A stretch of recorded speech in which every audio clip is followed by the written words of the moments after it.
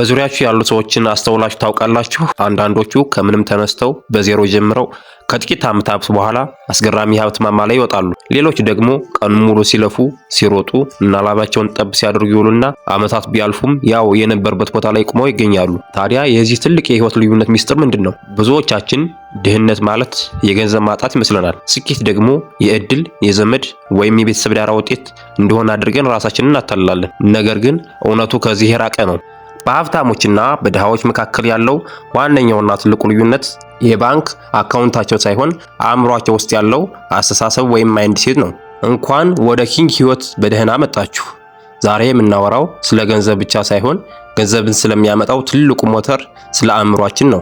የድሃ አስተሳሰብ ወይም ፑር ማይንድሴት ገንዘብን፣ ጊዜንና ስራን የሚያይበት መንገድ ከሀብታም አስተሳሰብ ወይም ሪች ማይንድሴት ሙሉ በሙሉ የተለየ ነው። ይህ ቪዲዮ ምናልባትም እስከ 20 ደቂቃ ሊረዝም ይችላል። ነገር ግን ዛሬ እዚህ የምታሳልፉበት ጊዜ የሚቀጥሉት 30 ዓመታት የህይወት አቅጣጫችሁን የሚቀይር ትልቅ ኢንቨስትመንት ነው። ስለዚህ ሙሉ ትኩረታችሁን ስጡኝ። የሀብታሞችን ስውር የአስተሳሰብ ሚስጥሮች አንድ በአንድ እየፈተሽን እናንተም ይህን አዲስ አስተሳሰብ እንዴት ወደ ተግባር መቀየር እንደምትችሉ በተግባር እንመለከታለን። አንደኛ፣ ሀብትና ዕዳን ስለመለየት። የመጀመሪያውና ትልቁ የሁለቱ አስተሳሰቦች ልዩነት ገንዘብን በሚያዩበት መነጽር ላይ ይጀምራል። የድሃ አስተሳሰብ ያለው ሰው ገንዘብን የሚያየው እንደ መግዣ መሳሪያ ብቻ ነው። ደሞዝ ሲያገኝ ወይም የተወሰነ ገንዘብ እጁ ላይ ሲገባ አእምሮው ቀጥታ የሚያስበው በዚህ ገንዘብ ምን ልግዛበት፣ የትኛውን አዲስ ስልክ ልቀይር፣ የትኛውን ውድ ልብስ ልልበስ ብሎ ነው።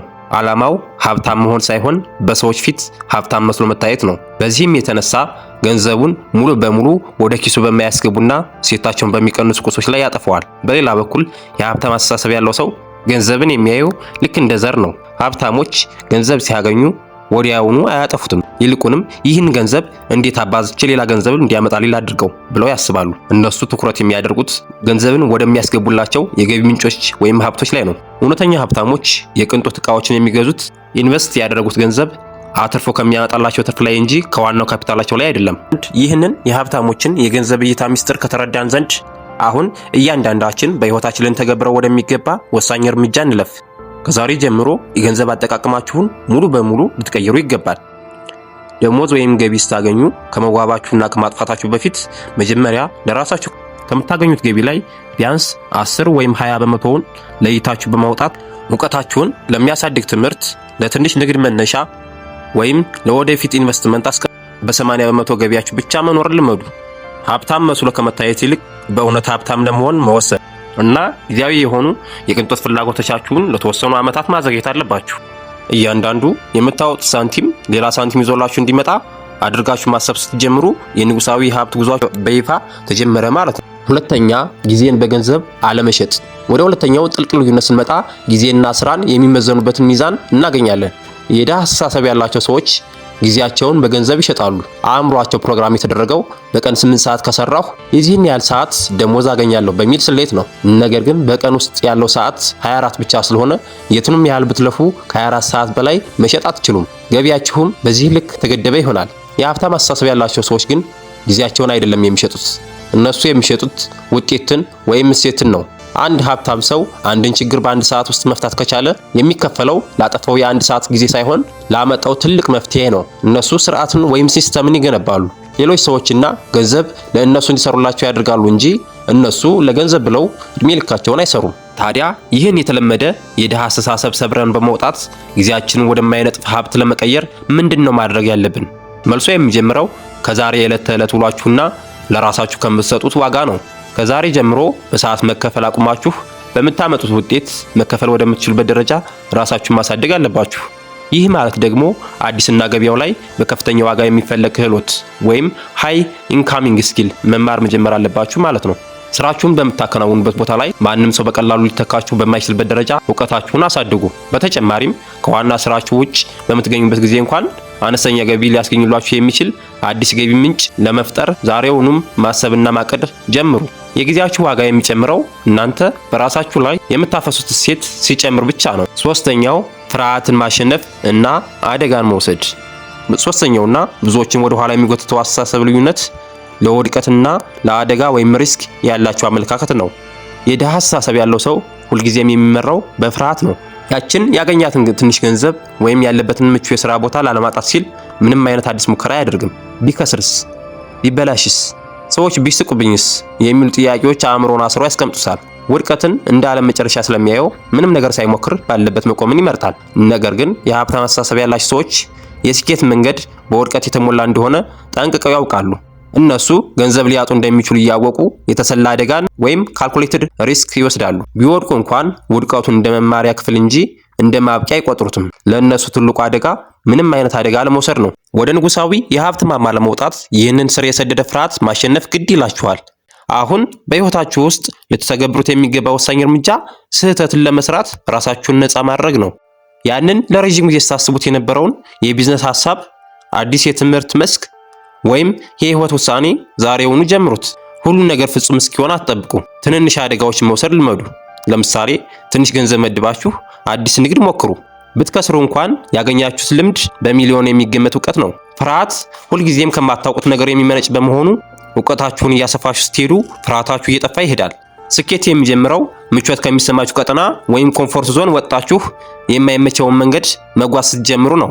አራተኛውና አምስተኛው ኃላፊነት መውሰድ እና ቀጣይነት ያለው ትምህርት።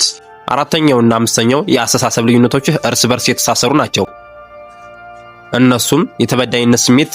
የድሃ አስተሳሰብ ያለው ሰው ሁልጊዜም ለውድቀቱ ሰበብ ይፈልጋል። ሀገሩ አልተመቸም፣ ቤተሰቦች ድሆች ናቸው፣ አሰሪዬ መጥፎ ነው እያለ ጣቱን ወደ ሌሎች ይቀስራል። ኃላፊነትን ለሌላ።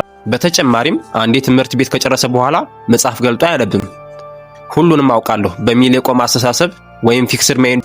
በአንጻሩ የሀብታም አስተሳሰብ ያለው ሰው ለህይወቱ 100% ኃላፊነት ይወስዳል። ሁኔታዎች ባይመቻቹም በዚያ ውስጥ መፍትሄ ይፈልጋል። ከሁሉም በላይ ደግሞ ሀብታሞች የዕድሜ ልክ ተማሪዎች ናቸው። ዓለም በየቀኑ እንደምትቀየር ስለሚያውቁ በየቀኑ አእምሯቸውን በአዲስ እውቀት ያድሳሉ። እንግዲህ ይህንን አጥፊ የሆነ የተበዳይነት ስሜት ከውስጣችን ነቅለን ለማውጣት እና አእምሯችንን ወደ ሀብት ማምረቻ ማሽንነት ለመቀየር ዛሬውኑ አንድ ትልቅ የህይወት ውሳኔ መወሰን አለብን።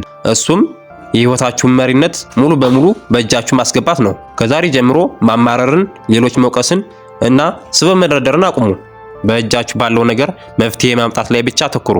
ይህንን ተግባራዊ ለማድረግ ደግሞ የንባብና ራስን የማሳደግ ባህል መጀመር አለባችሁ። በቀን ቢያንስ ለ30 ደቂቃ ጠቃሚ የሆኑ መጽሐፍትን አንብቡ። አእምሯችሁን የሚያነቃቁ እንደዚህ አይነት ቪዲዮዎችን ተከታተሉ። ከእናንተ የተሻለ እውቀት ካላቸው ሰዎች ጋር ጊዜ አሳልፉ። የሀብታም አስተሳሰብ የሚገነባው በአንድ ቀን ሳይሆን በየቀኑ አእምሮን በሚጠቅም ነገር በመመገብ ነው። የኪንግ ህይወት ቤተሰቦች፣ ዛሬ ረጅም ጊዜ ወስደን የሀብታሞችንና የድሃዎችን አስተሳሰብ ጥልቅ ልዩነቶች አብረን አይተናል። ያስታውሱ፣ ሀብታም መሆን የሚጀምረው በኪስ ሳይሆን በጭንቅላት ውስጥ ነው። የገንዘብ እይታችሁን ከማጥፋት ወደ ማባዛት፣ ጊዜያችሁን በሰዓት ከመሸጥ ወደ እሴት መፍጠር፣ ፍርሃታችሁን ከማምለጥ ወደ ድፍረት፣ እንዲሁም ሰበብን ከመደርደር ወደ ኃላፊነት መውሰድ ስትቀይሩ ህይወታችሁ በማይታመን ፍጥነት መቀየር ይጀምራል። ይህ ቪዲዮ ዝም ብሎ ተሰምቶ የሚረሳ ታሪክ አይደለም። ይህ የህይወታችሁ አዲስ ምዕራፍ መክፈቻ ነው። እስካሁን አብራችሁ ስለቆያችሁ ከልብ አመሰግናለሁ። ዕውቀት ያለ ተግባር ምንም ስለሆነ ዛሬውኑ አንድ እርምጃ እንድትወስዱ እፈልጋለሁ። ከእነዚህ የተነጋገርንባቸው የአስተሳሰብ ለውጦች ውስጥ ዛሬውኑ በህይወታችሁ ላይ መተግበር የምትጀምሩት የትኛውን ነው? የገንዘብ አጠቃቀማችሁን ማስተካከል፣ አዲስ ክህሎት መማር ወይስ ሰበብ ማቆምን? ውሳኔያችሁን ኮሜንት ላይ ጻፉልኝ። ስትጽፉ ለራሳችሁ ቃል እየገባችሁ ነው። ይህ ጥልቅ ትንታኔ ለእኔ ጠቅሞኛል ካላችሁ ቪዲዮውን ላይክ በማድረግ ለሌሎች እንዲደርስ አድርጉት። እንደዚህ አይነት የህይወት አቅጣጫችሁን የሚቀይሩ ትምህርቶችን በቀጣይነት ለማግኘት ደግሞ ቻናላችንን ሰብስክራይብ በማድረግ የንጉሳዊ ቤተሰብ አባል ይሁኑ። እናንተ የተፈጠራችሁት ለታላቅነት ነው።